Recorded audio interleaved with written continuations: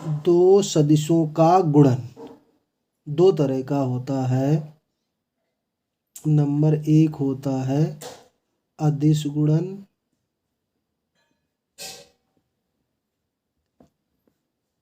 Scalar product, जिसे A dot B dot product भी कहते हैं, और दूसरा होता है सदिश गुणन,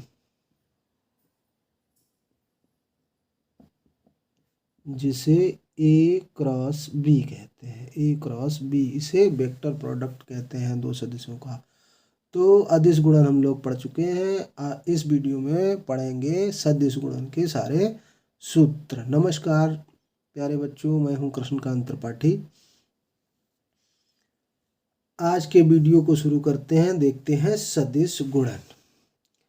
तो हम लोगों ने अदिश गुणन में पढ़ा था ए डॉट बी बराबर A B sine theta, A B cos theta. इसी प्रकार से ए क्रॉस बी बराबर होता है A B sine theta into N.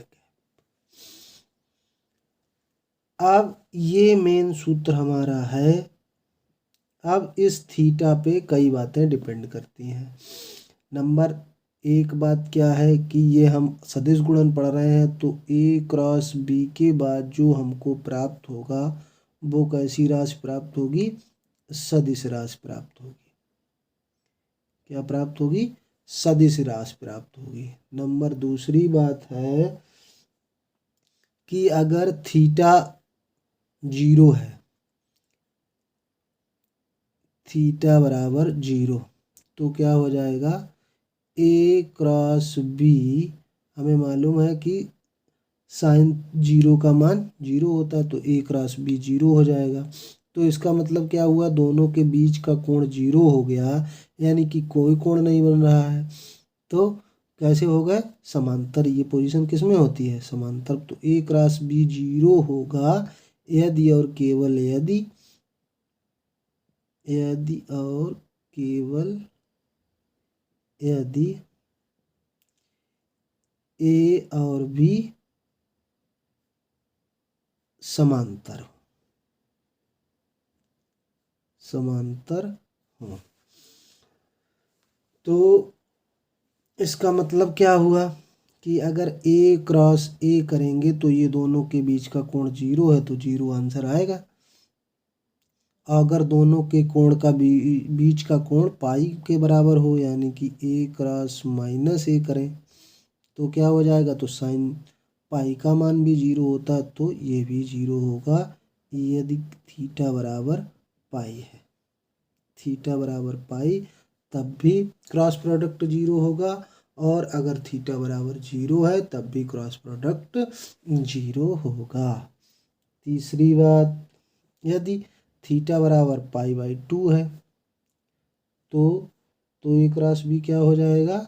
A cross B हो जाएगा A mod A into mod B, क्योंकि साइन 90 का मान क्या होता है? 1 होता है, इसलिए ए क्रॉस बी ये हो जाएगा। अब देखो इसमें जो है मात्रक सदिशों का गुणनफल क्या होता है, जैसे आई, फिर जे और फिर के कैप, तो इनका एक क्रम होता है। तो अगर हम पढ़ चुके हैं कि आई क्रॉस आई होगा तो क्या हो जाएगा? जे क्रॉस जे होगा या के क्रॉस के होगा, तो क्या हो जाएगा आंसर? 0, क्योंकि ये समांतर हो गए, यानी कि इनके बीच का कोण हो गया 0। अब देखो क्रम से चलेंगे, अगर आई क्रॉस जे किया तो क्या हो जाएगा? आई क्रॉस जे के बराबर होगा। अब जे क्रॉस के करेंगे, जे क्रॉस के करेंगे तो क्या हो जाएगा? आई के बराबर। और के क्रॉस आई करेंगे तो किसके बराबर हो जाएगा? जे के बराबर। तो ए क्रॉस बी एक सदिश राशि है, तो उसमें दिशा का प्रभाव पड़ेगा। तो ए क्रॉस बी कभी भी बी क्रॉस ए के बराबर नहीं होगा, जबकि वो अदिश गुणन था तब ए डॉट बी बराबर बी डॉट ए होता था। तो क्या होगा फिर? ए क्रॉस बी बराबर होगा माइनस बी क्रॉस ए के, क्योंकि दिशा बदल गई। अगर किसी वेक्टर की दिशा बदलती है तो माइनस चिन्ह आ जाता है। तो इससे एक और परिणाम निकल आएगा कि अगर इनकी हम दिशा बदल देंगे तो जे क्रॉस आई बराबर कितना हो जाएगा, अगर क्रम बदल दिया तो माइनस चिन्ह आ जाएगा। के क्रॉस जे करेंगे तो क्या हो जाएगा, माइनस आई। आई क्रॉस के करेंगे तो क्या हो जाएगा, माइनस जे। तो इस प्रकार ये ध्यान रखेंगे कि क्रम का बहुत ध्यान रखेंगे। दिशा इसमें बदलेगी तो माइनस चिन्ह आ जाएगा। दोनों के बीच का कोण, हमें दो सदिशों के बीच का कोण ज्ञात करना हो तो साइन थीटा क्रॉस से कैसे ज्ञात करेंगे, मॉड ए क्रॉस बी अपॉन मॉड ए इंटू मॉड बी। इससे साइन थीटा ज्ञात कर लेंगे, बीच का कोण। ए क्रॉस बी के कुछ अनुप्रयोग देखेंगे। यदि किसी त्रिभुज की संलग्न भुजाएं दी हुई हो, दो सदिशों द्वारा निरूपित हो, यदि किसी त्रिभुज की संलग्न भुजाएं क्रमशः ए वेक्टर तथा बी वेक्टर द्वारा निरूपित हो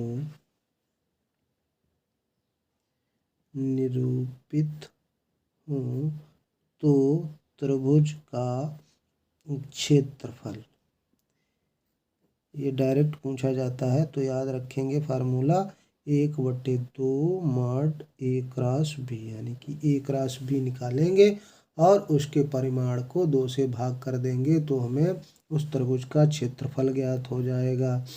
अब यदि किसी चतुर्भुज की संलग्न भुजाएं हों, किसी समांतर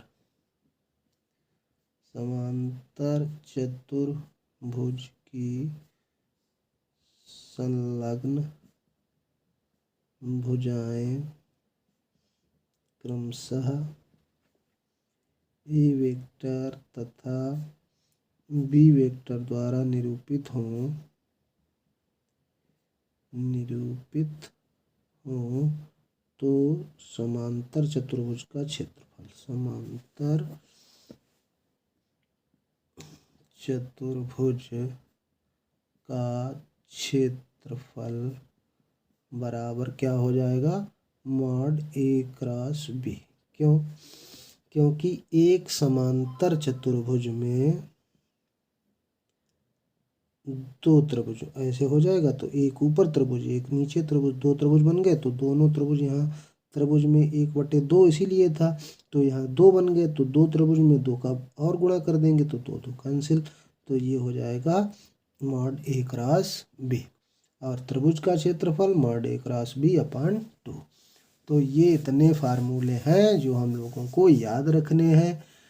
सबसे पहला फार्मूला क्या है सदिश गुणन का, ए क्रॉस बी क्या होता है, A mod B sine theta into N cap. N cap जो क्या है, ए क्रॉस बी की लंबवत दिशा में एकक सदिश है। ए क्रॉस बी क्या होगी, एक सदिश राशि प्राप्त होगी। यदि थीटा का मान 0 है या थीटा बराबर पाई है तो दोनों सदिश समांतर होते हैं और उनका क्रॉस प्रोडक्ट 0 होता है। यदि थीटा बराबर π/2 है तो ए क्रॉस बी दोनों के मापांकों का गुणनफल होता है। आई क्रॉस आई, जे क्रॉस जे, के क्रॉस के, क्योंकि समांतर हो जाएंगे तो ये सभी 0 होते हैं। क्रम से लिया जाए तो आई क्रॉस जे अगर करेंगे तो के मिलेगा, जे क्रॉस के करेंगे तो आई मिलेगा, के क्रॉस आई करेंगे जे मिलेगा। अगर इनका क्रम बदल देंगे तो इनमें माइनस चिन्ह आ जाएगा, क्योंकि ए क्रॉस बी कभी बी क्रॉस ए के बराबर नहीं होता है। A cross B minus B cross A के बराबर होता है। अगर दो सदिशों का क्रॉस प्रोडक्ट ज्ञात हो और उनका मापांक ज्ञात हो तो साइन थीटा उनके बीच का कोण या उनके बीच की ज्या कैसे ज्ञात करेंगे, मॉड ए क्रॉस बी अपॉन मॉड ए मॉड बी। यदि किसी त्रिभुज की संलग्न भुजाएं दी हों हमें जो वेक्टर ए वेक्टर बी द्वारा निरूपित होती हों तो त्रिभुज का क्षेत्रफल 1/2 मॉड ए क्रॉस बी हो जाएगा। जबकि यही समांतर चतुर्भुज की संलग्न भुजाएं हों तो ए माड समांतर चतुर्भुज का क्षेत्र माड ए क्रॉस बी हो जाएगा। संलग्न भुजाएं क्या होती हैं, जैसे ये ए द्वारा निरूपित हो रही, ये बी द्वारा निरूपित हो रही, तो इनका दोनों का क्या है, दोनों की पुच्छ एक ही बिंदु पर मिल रही है। शीर्ष अलग अलग दिशा में हो लेकिन पुच्छ एक ही हो तो ऐसी भुजाओं को संलग्न भुजाएं कहते हैं, जो एक ही बिंदु पर मिलती हों। तो ये है संलग्न भुजाएं। आई होप आपको ये सब सूत्र समझ में आ गए होंगे। अगर सूत्र समझ में आ गए हैं तो वीडियो को लाइक कर दीजिए, चैनल को सब्सक्राइब नहीं किया है तो सब्सक्राइब कर लीजिए। धन्यवाद। अब हम लोग सीखेंगे ए क्रॉस बी ज्ञात करना। मान लेते हैं कोई वेक्टर ए है जो a1i plus a2j plus a3k cap द्वारा निरूपित होता है, और वेक्टर बी है जो b1i plus b2j plus b3k द्वारा निरूपित होता है। तो ए क्रॉस बी ज्ञात करने का तरीका है सारणिक से। सारणिक तो फर्स्ट पेपर में आप लोग पढ़ ही चुके होंगे। सबसे पहले क्या लिखेंगे, पहली रो में आई जे के, फिर दूसरी रो में पहले वेक्टर के आई जे के गुणांक, उसके नीचे आई का गुणांक है यहाँ a1, यहाँ जे का गुणांक है a2, यहाँ है a3, फिर यहाँ पे b1, यहाँ पे b2 और b3। ये ध्यान रखेंगे कि जिसका क्रॉस प्रोडक्ट निकालना है, जो वेक्टर पहले लिखा होगा उसके गुणांकों को हम लोग पहले लिखेंगे दूसरी रो में। सबसे पहले आई जे के कैप लिखा जाएगा पहली रो में, और दूसरी रो में जो वेक्टर पहले होगा उसके गुणांक, बाद में तीसरी रो में दूसरे वेक्टर के गुणांक को लिखेंगे। अब इसका प्रसार दो तरीके से हो सकता है, r1 के सापेक्ष, r1 के सापेक्ष प्रसार कैसे होता है, r1 के सापेक्ष अगर करेंगे तो आई कैप, अब आई कैप जिस कॉलम में आ रहा है, जिस रो में आ रहा है उसको छोड़ दीजिए और ऐसा गुणा कर दीजिए, कैंची गुणा। तो a2b3 माइनस में लिखेंगे a3b2।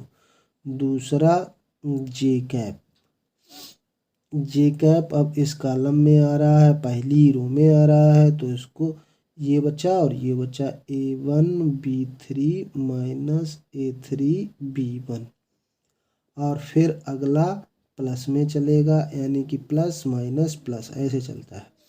के कैप लेंगे तो ये रो ये कॉलम यही बच गया खाली, तो पहले a1b2 माइनस a2b1, इस तरह से प्रसार हो जाएगा और इसका मान ज्ञात हो जाएगा। c1 के सापेक्ष भी कर सकते हैं विस्तार, c1 के सापेक्ष प्रसार या विस्तार कैसे करेंगे, c1 पहले आई कैप लेंगे, फिर a1 b1 आ जाएगा, तो यहाँ रो के ही सापेक्ष करेंगे। उत्तर तो वही आ जाएगा लेकिन हमें आई जे के ही गुणांक चाहिए, तो यही तरीका सबसे बेस्ट रहेगा r1 के सापेक्ष विस्तार करने का। तो आई होप आपको ये भी समझ में आ गया होगा। अगले वीडियो में देखेंगे प्रश्नावली 10.4 के सवाल। c1 के सापेक्ष भी विस्तार में यही आता है जो r1 के सापेक्ष विस्तार, आंसर वही आएगा लेकिन इसमें फिर a1 b1 के गुणांक हो जाएंगे, a1 b1 के गुणांक, तो आई जे को फिर अलग करने के लिए थोड़ा और मेहनत करनी पड़ेगी, जबकि इसमें आई जे के गुणांक ही हमें को डायरेक्ट प्राप्त होंगे। तो अब हम लोग इसी को याद रखेंगे यहाँ प्रश्नावली 10.4 में r1 के सापेक्ष विस्तार को।